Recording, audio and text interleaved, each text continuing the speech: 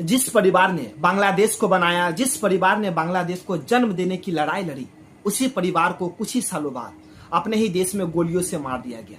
और आज उसी परिवार की बेटी को अपने ही देश बांग्लादेश में लौटने से डर लग रहा है, जबकि वो बेटी बांग्लादेश के सबसे लंबे समय तक प्रधानमंत्री रह चुकी है। मैं यहाँ पर आपको बता दूं कि मैं बात कर रहा हूँ शेख हसीना की। तो चलिए इसके बारे में विस्तार से जानने की कोशिश करते हैं। तो इसकी कहानी शुरू होती है 1971 से, क्योंकि 1971 में बांग्लादेश की आजादी के सबसे बड़े नेता थे शेख मुजब्बिर रहमान, जिन्हें बांग्लादेश में राष्ट्रपिता भी कहा जाता है। ऐसा इसलिए क्योंकि उनके नेतृत्व में पाकिस्तान से अलग होकर बांग्लादेश का जन्म हुआ था। लेकिन 1975 में उनकी और उनके परिवार के अधिकांश सदस्यों की हत्या कर दी गई। उस समय उनकी बेटी शेख हसीना विदेश में थी, इसलिए उनकी जान बच गई।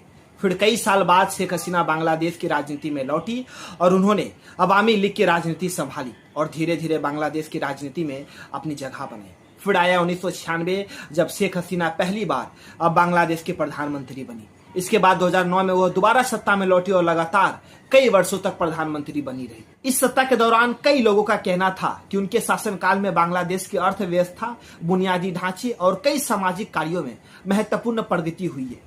लेकिन दूसरी तरफ उनके विरोधियों ने उनके सरकार पर कई तरह के भ्रष्टाचार जैसे गंभीर आरोप लगाए और यही आरोप आगे चलकर शेख हसीना की पूरी राजनीतिक कहानी को बदलने वाला था।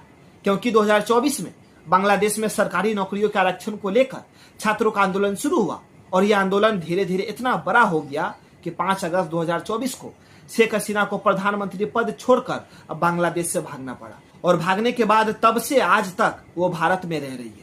और भारत में अभी तक इसलिए रह रही है क्योंकि बांग्लादेश के मौजूदा सरकार शेख हसीना के ऊपर लगे आरोपों के कारण कड़ी से कड़ी सजा देना चाहती है।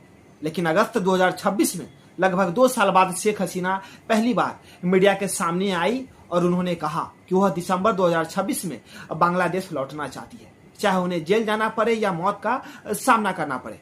अब आगे देखना यह होगा कि क्या वह वास्तव में दिसंबर 2026 में बांग्लादेश लौटती है, और यदि लौटती है तो वहां की राजनीति किस दिशा में जाती है। तो दोस्तों, आज का वीडियो यहीं पर खत्म होता है।